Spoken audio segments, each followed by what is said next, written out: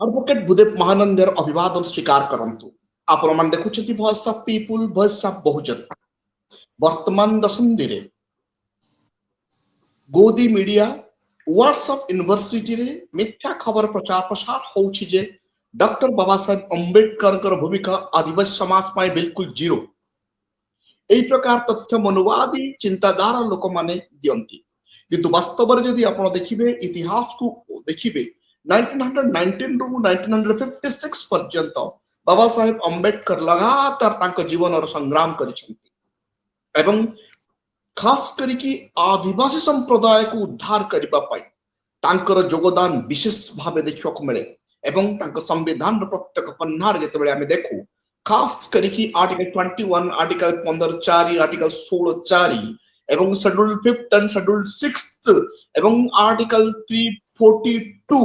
को जेतेबेले हमें देखू बाबा साहेब अंबेडकर जो परिणाम रे बाबा खास करके ट्राइबल पई अहरह संग्राम करिसंती ताहा आम नजर को आछि आज एई विषय रे आलोचना करिबा पई आम सहित अछंती एडवोकेट पवित्र प्रज्ञाशील से जने संविधानविद अंबेडकरवादी एवं जोड़े भल साहित्यक से आज तांके आम दर्शक मानू कौन कहबे आज आम तांको स्वागत करबा Pabitra Pragyashil Babu voice of people voice of Bahujan आपन को स्वागत करूची धन्यवाद जय भीम नमो बुद्धाय थैंक यू आपन को मध्य जय भीम नमो बुद्धाय पवित्र बाबू गोटिए प्रश्न व्हाट्सएप यूनिवर्सिटी रे फैला जाउची मिथ्या खबर की सत्य खबर मु तो कहि पारुनी किंतु मु जेतकी बाबू जेटा मिथ्या खबर कहा जाउची जे बाबा साहेब अंबेडकर आदिवासी मानक पई किछि करि नाहंती ए प्रकार जुक्ति केते दूर सत्यता अछि ताहा टिके आम दर्शक मानकू पुंखानुपुंख भावे बुझाई देबो वास्तव में किछि लोक कहंती जे बाबा साहेब दलित लोक मानक पई बा शेड्यूल कास्ट लोकन को पई जेति करिसंती सेतिकी मात्रा रे आदिवासी लोकन पई करि नाहंती एहा संपूर्ण मिथ्या कथा बाबा साहेब को जो भले भाबरे बुझिबा कथा जो भले भाबरे बाबा साहेब को राइटिंग एंड स्पीचेस जानिबा कथा संविधान सभा पई लड़ाई कथा कहंतु बा साइमन कमिशन कथा होतु जे भली भाबरे से माने ताकू जानि नाहंती बा भारतर स्वाधीनता इतिहास रे अंबेडकर भूमिका कथा जानि नाहंती तेनु से माने ए भलिया कहउचंती किंबा भारत वर्ष रे जो मिशन चली बहुजन मिशन एससी एसटी ओबीसी और माइनॉरिटी सेही मिशन को फैक्शन करिया पई से मानकर एक प्रायोजित कार्यक्रम जदि आमे इतिहास को जीवा तबे आमे देखिबा प्रथम कथा हला 1942 मसिया रे गुटे कमिशन बसथिला से कमिशन रे जतेबेले बाबा साहेब कहिथिले जे जेउ राज्य रे आदिवासी अछंती से माने को सेठी राजनैतिक संरक्षण एवं समस्त सुविधा रहबा उचित जो कथा कि आसाम रे हेतिला एहा परे पुनी बाबा साहेब 1948 मसिया रे आउ एक प्रस्ताव आनिले से प्रस्तावटी कोन थिला जे भारत वर्ष रे जो उत्तर पूर्व अंचल रे जेउठी अधिका संख्या रे आदिवासी थिले सेही जगह रे राजनैतिक संरक्षण व्यवस्था मिलुथला किंतु बाबा साहेब कहले नै नै नै सेटा मिलबा ठीक किंतु भारत वर्ष रे जेते जगह रे आदिवासी अछंती सबु जगह रे संरक्षण मिलबा उचित जनसंख्या कम हेउ बा बेसी हो एवं याकू मध्य बाबा साहेब या बाद भी आदिवासी समाज पई बाबा साहेब आहुरी अनेक कथा कहिथिले तेनु से संविधान निर्माण समय रे आदिवासी मानक पई जो दुईटा पर्याय रे दुईटा स्तर रे आस्ती 1942 मसिया रे जो बाबा साहेब कहिथिले जे आदिवासी सब मानकू संविधान सभा रे मध्य प्रतिनिधित्व रहिबा कथा बा रहिबा उचित जहा द्वारा सेठारे सेमाने निजर अधिकार विषय कहि परिबे तेणु जेते संविधान सभा गठन हला सेते जयपाल सिंह मुंडा को प्रतिनिधित्व मिलिला एवं से संविधान सभा को आसिले ता सहित अन्य लोक माने टिके पवित्र भाई आपन गोटे प्रश्न मोर पचारिबी बाबा साहेब अंबेडकर 1942 এবং বাবা সাহেব আম্বেদকর 1948 বা 1935 এবং রাউন্ড টেবল কনফরেন্স এই কনফরেন্স ମାନଙ୍କରେ ବାବା ସାହେବ ଅମ୍ବେଦକର ଆଦିବାସୀ ମାନଙ୍କୁ ରାଜନୈତିକ ସଂରକ୍ଷଣ ପାଇଁ ଉଠେଇଥିଲେ କି ସେଇଥି ସକାଶେ ନିଶ୍ଚିତ ଭାବେ ଜୟପାଲ ସିଂ ମୁଣ୍ଡା ପାର୍ଲାମେଣ୍ଟକୁ ଆସିପାରିଲେ କି ନା କଂଗ୍ରେସର ଦୟାରେ ଆସିଲେ? ନାଇଁ ନାଇଁ, କେବେ ବି କଂଗ୍ରେସ ଦୟା କହିବା ହଉଛି ଅଜ୍ଞାନତା। କାହିଁକି ନା ସ୍ପଷ୍ଟ ଭାବରେ ବାବା ସାହେବ, ମୁଁ ସେଇଠିକି ଯିବି, ମୁଁ ଯିବି ଯୋଉ ପୃଷ୍ଠଭୂମିରେ ଜୟପାଲ ସିଂ ମୁଣ୍ଡା ଆସିଥିଲେ ସମ୍ବିଧାନ ସଭାକୁ, ଯୋଉ ପୃଷ୍ଠଭୂମିରେ ଆଦିବାସୀ ଲୋକମାନେ ଅଧିକାର ପାଇଛନ୍ତି, ମୁଁ ସେ ବିଷୟରେ ସବୁ ପୁଙ୍ଖାନୁପୁଙ୍ଖ କରିବି ଆଲୋଚନା। କିନ୍ତୁ ଯୋଉ କଥା କହୁଛନ୍ତି ଯେ କଂଗ୍ରେସ ଦୟାରୁ, ତାହା ମିଥ୍ୟା କଥା। କଥା ହଉଛି ବାବା ସାହେବଙ୍କର ଆନ୍ଦୋଳନ କେବେଠାରୁ ଆରମ୍ଭ ହେଲା? 1919 ରୁ 1949। ତ ଏଇ 30 ବର୍ଷ ଦୀର୍ଘ ସମୟରେ ଯଦି ଆମେ ଦେଖିବା, ବାବା ସାହେବ ଯୋଉ ସାମାଜିକ ଆନ୍ଦୋଳନ କରୁଥିଲେ, ବାବା ସାହେବଙ୍କ ସାମାଜିକ ଆନ୍ଦୋଳନରେ ବହୁତ ଆଦିବାସୀ ଲୋକ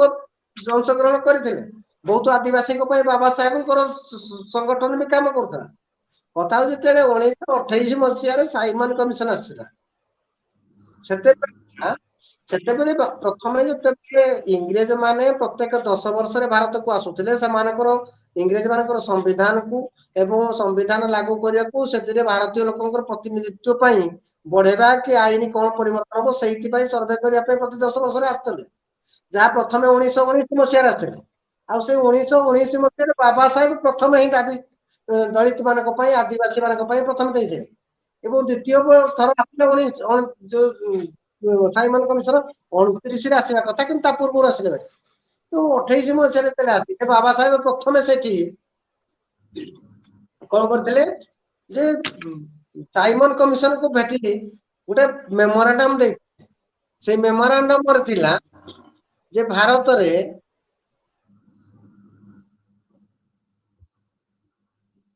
ବର୍ଗ ଏବଂ ଅନୁସୂଚିତ ଜାତି ଲୋକମାନେ ଅଛନ୍ତି, ସମସ୍ତଙ୍କୁ ଭୋଟ ଦେବା କଥା ସେମାନଙ୍କର ମୁଖ୍ୟ ପ୍ରସଙ୍ଗ ଥିଲା। କାରଣ ସେ ସମୟରେ ଭୋଟ ଦେବାର ଅଧିକାର କାହାର ଥିଲା? ଯେ ଯୋଉ ଲୋକମାନଙ୍କର ଟଙ୍କା ଥିଲା, ଯେଉଁ ଲୋକମାନେ ବ୍ୟବସାୟ କରୁଥିଲେ, ଯେଉଁ ଲୋକମାନେ ଶିକ୍ଷିତ ଥିଲେ ବା ବ୍ରାଣ୍ଡେଡ ଲୋକ ଥିଲେ, ସେଇ ଲୋକମାନେ ଭୋଟ ଦେଉଥିଲେ।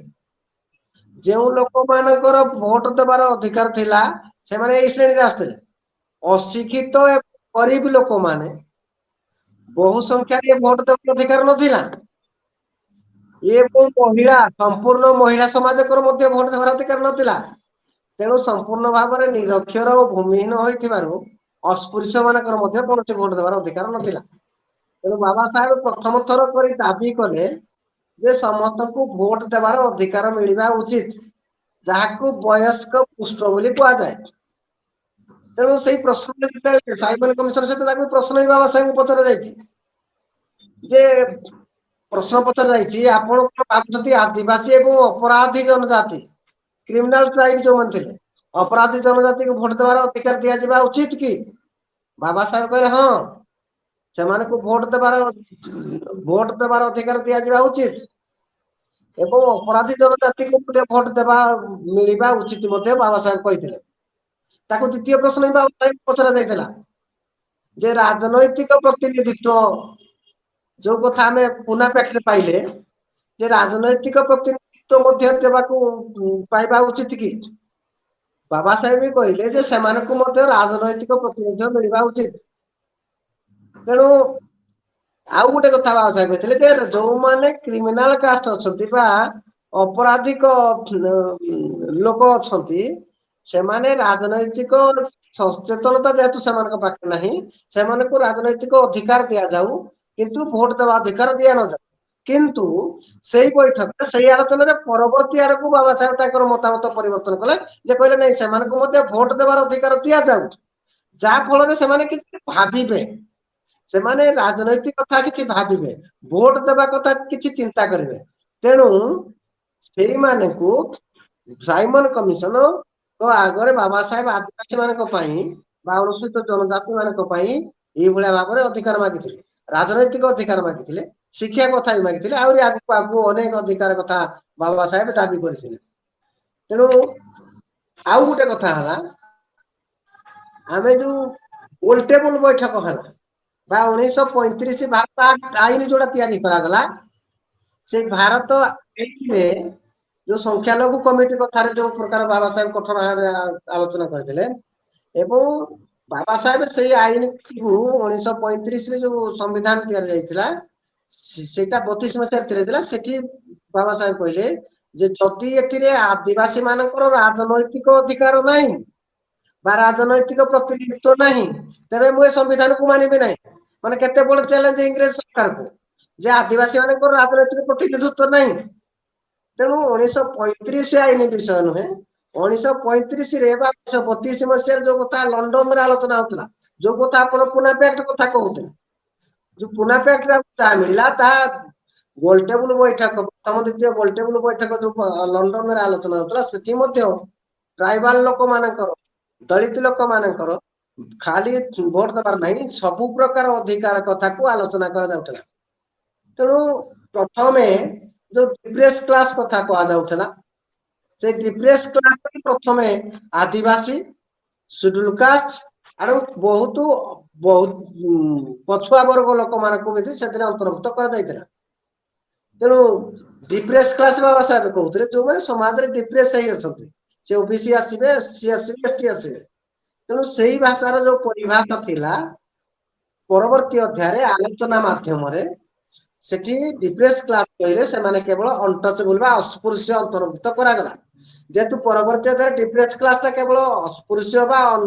ସିଡ୍ୟୁଲ କାଷ୍ଟରେ ବ୍ୟବହାର କରାଗଲା, ସେଥିପାଇଁ ଏମାନଙ୍କର ବୌଦ୍ଧିକ ବିକାଶ ସେତେ ନାହିଁ ଯେ ଡିପ୍ରେସ କ୍ଲାସରେ ବାବା ସାହେବଙ୍କ ଯୋଉ ଡିପ୍ରେସ କ୍ଲାସ ଥିଲା, ସେଥିରେ ଏସସି ରହୁଥିଲେ, ଏସଟି ରହୁଥିଲେ ଏବଂ ଓବିସି ବି ରହୁଥିଲେ। ବିଭାଗୀକରଣ ହେଇଗଲା ପରେ ତେଣୁ ସେମାନେ ଆଉ ଅନ୍ତର୍ଭୁକ୍ତ ଅସ୍ପୃଶ୍ୟ ମାନଙ୍କୁ ଯେତେବେଳେ କରିଦେଲେ, ସେମାନଙ୍କର ମନୋଭାବ ଯେ ସେ କେବଳ ଦଳିତ ଲୋକଙ୍କ ପାଇଁ କରୁଥିଲେ। ତେଣୁ ସେମାନେ ଆଚ୍ଛା ଆଦିବାସୀ ମାନେ ଯେହେତୁ ଅଧିକାର ପାଇବା ପାଇଁ ହକ ବାବା ସାହେବ ଦାବି କରିଥିଲେ, ଯେ ସେମାନେ ସାମାଜିକ ଭାବରେ ଯେହେତୁ ବିଚ୍ଛିନ୍ନ, ତେଣୁ ନାଗରିକ ସୁବିଧା ପାଇଁ କୌଣସି ପ୍ରକାର ସେମାନଙ୍କର ପ୍ରବେଶ ନାହିଁ। ସେମାନେ ବଣ ଜଙ୍ଗଲରେ ରହୁଥିଲେ, ସମାଜ ଠାରୁ ବହୁତ ଦୂରରେ ଥିଲେ। ଯଦିଓ ସେମାନଙ୍କର ଜମି ନାହିଁ, ଯେହେତୁ ଅପର କାଷ୍ଟ ଲୋକଙ୍କର ଜମି ଅଛି, ମନ୍ଦିର ଅଛି, କୂଅ ଅଛି, ନଦୀ ଅଛି, ସର୍ବସାଧାରଣ ରାସ୍ତା ଅଛି, କିନ୍ତୁ ସେଥିରେ ଆଦିବାସୀ ମାନଙ୍କର କୌଣସି ପ୍ରବେଶ ନାହିଁ। ଆଦିବାସୀ ଲୋକମାନଙ୍କର କୌଣସି ସମ୍ପତ୍ତିର ଅଧିକାର ନାହିଁ, କୌଣସି ଶିକ୍ଷାର ଅଧିକାର ନାହିଁ। ତେଣୁ ଅସ୍ପୃଶ୍ୟ ସହିତ ଏମାନେ ଜଡିତ ହେବେ କେମିତି? ତେଣୁ ସେମାନେ ଅସ୍ପୃଶ୍ୟ ସହିତ ଏମାନେ ଜଡିତ ନୁହନ୍ତି,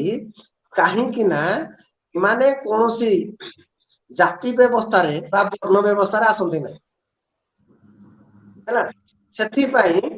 ଏଇ ଯୋଉ ବିଭାଗୀକରଣ କଥା କୁହାଯାଉଛି। ତେଣୁ ବାବା ସାହେବ ଦାବି କରିଥିଲେ କଣ ନା, ଯେହେତୁ ଏମାନେ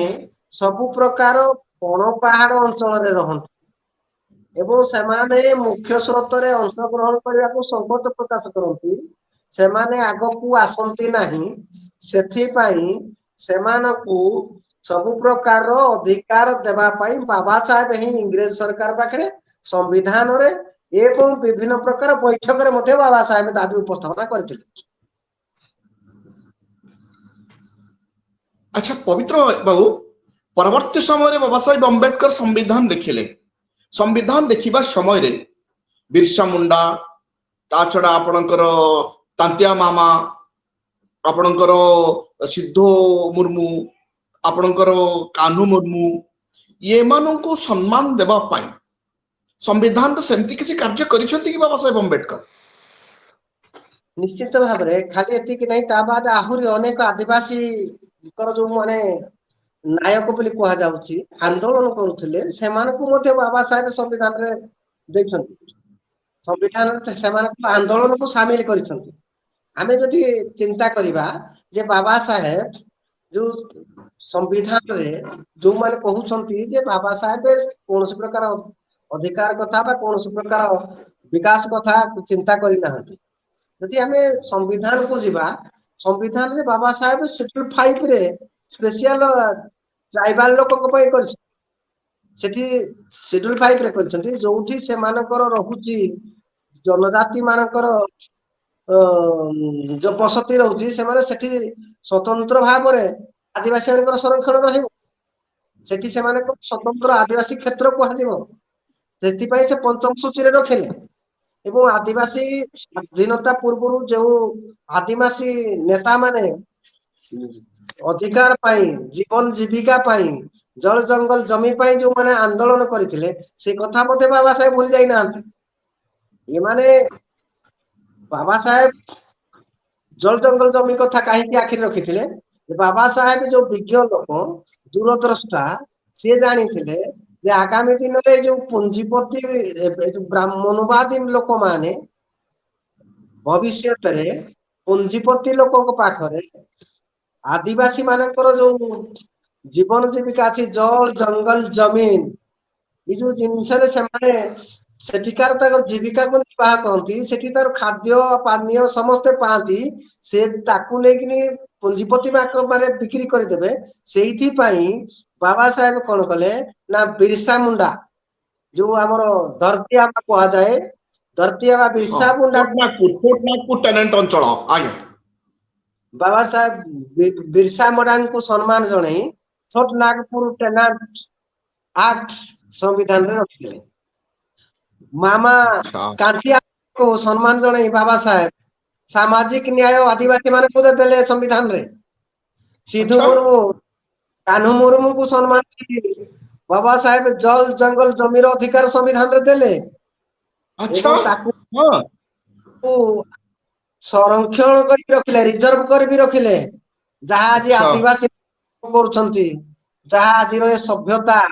ଉପଭୋଗ କରୁଛନ୍ତି। ତେଣୁ ବାବା ସାହେବ ସମ୍ବିଧାନରେ ଇଂରେଜ ସହିତ ହଉ ବା ତତ୍କାଳୀନ ରାଜ୍ୟର ନେତୃମଣ୍ଡଳୀଙ୍କ ସହିତ ଲଢେଇ କରି ଏଇ ଯୋଉ ଅଧିକାର କଥା ଯୋଉ ସଂରକ୍ଷଣ କଥା ଦେଇଛନ୍ତି କାରଣ ବାବା ସାହେବ ଜାଣିଥିଲେ ଯେ ତାଙ୍କର ଯୋଉ ମାନସ ତାଙ୍କର ଯୋଉ ଆନ୍ଦୋଳନରେ ଯୋଉ ଅଂଶଗ୍ରହଣ କରୁଥିଲେ ସେମାନଙ୍କ ଭିତରେ ଆନ୍ଦୋଳନକାରୀ ମାନଙ୍କ ମଧ୍ୟରେ ବା ତାଙ୍କର ଯୋଉ ଭାରତର ଯୋଉ ସନ୍ତାନ ବା ଦଳିତ ମାନେ ହୁଅନ୍ତୁ ଆଦିବାସୀ ମାନେ ଯୋଉ ସନ୍ତାନ ଅଛନ୍ତି ସେମାନଙ୍କ ଭିତରେ ଆଦିବାସୀ ମାନେ କମଜୋର ଶିକ୍ଷା ଠାରୁ ବହୁତ ଦୂରି ସମ୍ପତ୍ତି ସେମାନଙ୍କର ନାହିଁ କାହିଁକି ନା ସେମାନେ ସମ୍ପତ୍ତି ସଂରକ୍ଷଣ କରି ରଖନ୍ତି ନାହିଁ ସେ ସାରା ବିଶ୍ଵକୁ ତାଙ୍କର ଘର ମାନନ୍ତି ଜଙ୍ଗଲକୁ ତାଙ୍କର ଘର ମାନନ୍ତି ତେଣୁ ଧରିତ୍ରୀ ପୃଷ୍ଠରେ ଯାହା ଅଛି ସବୁ ତାଙ୍କର ସମ୍ପତ୍ତି ତେଣୁ ସେମାନେ ସଂରକ୍ଷଣ କରି ରଖନ୍ତି ନାହିଁ ସେଇଥିପାଇଁ ବାବା ସାହେବ ଜାଣିଲେ ଯେ ଇଏ ମୋର ଦୁର୍ବଳ ଶ୍ରେଣୀ ଶିକ୍ଷା ଠାରୁ ଦୂରରେ ଏବଂ ନୂତନ ସଭ୍ୟତା ବିକାଶ ଠାରୁ ଏମାନେ ଦୂରରେ ଅଛନ୍ତି ଏମାନଙ୍କୁ ଯଦି ସ୍ଵତନ୍ତ୍ର ଭାବରେ ରିଜର୍ଭେସନ ନ ଦିଆଯାଏ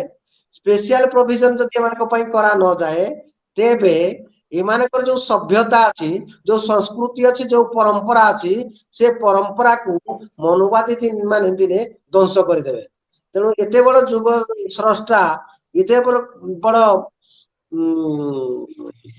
ଦୂରଦ୍ରଷ୍ଟା ଆଦିବାସୀ ମାନଙ୍କ ପାଇଁ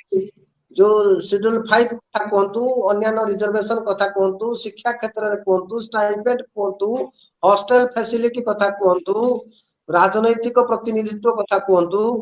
ସବୁ ପ୍ରକାର ପ୍ରତିନିଧିତ୍ୱ ଭାଗିଦାରୀ ପାଇଁ ବାବା ସାହେବ ସମ୍ବିଧାନରେ କରିଦେଇ ଯାଇଛନ୍ତି ଆଚ୍ଛା ତ ପବିତ୍ର ଭାଇ ବର୍ତ୍ତମାନ ଆପଣଙ୍କ ସ୍ପିଚ ରୁ ଜଣା ପଡୁଛି ଯେ ଜୟପାଲ ସିଂ ମୁଣ୍ଡା ଓ ବାବା ସାହେବ ଅମ୍ବେଦକର ମଧ୍ୟରେ ଅତି ଉତ୍ତମ ଓ ସୁସମ୍ପର୍କ ଥିଲା ଆଉ ଗୋଟେ ପରିପ୍ରେକ୍ଷୀରେ ମୁଁ ଗୋଟିଏ ଜାଗାରେ ପଢିଥିଲି ତାଙ୍କ ଭଲ୍ୟୁମରେ